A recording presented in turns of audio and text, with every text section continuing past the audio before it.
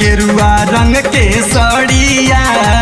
जाए के बदेवा घर नगरिया किनी दाना गेरुआ रंग के सड़िया जाए के बदेवा घर नगरिया रिम झिम बारा से बदरिया जाए के बदेवा घर नगरिया।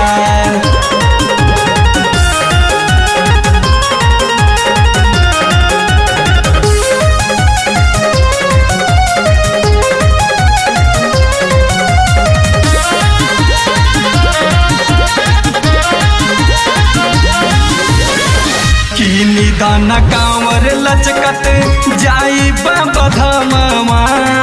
भोला जी बनाई दी है बिगड़ल कमवा किनी दाना कांवर लचकत जाई बाबा धामवा भोला जी बनाई दी है बिगड़ल कमवा दूर होई सागरो बीमारिया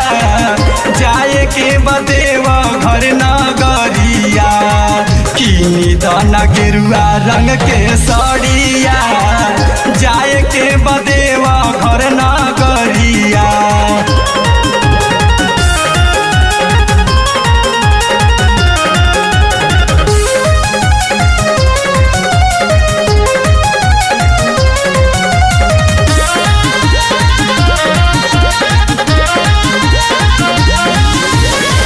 सुनीला की देवा घर में लागला ही जमावा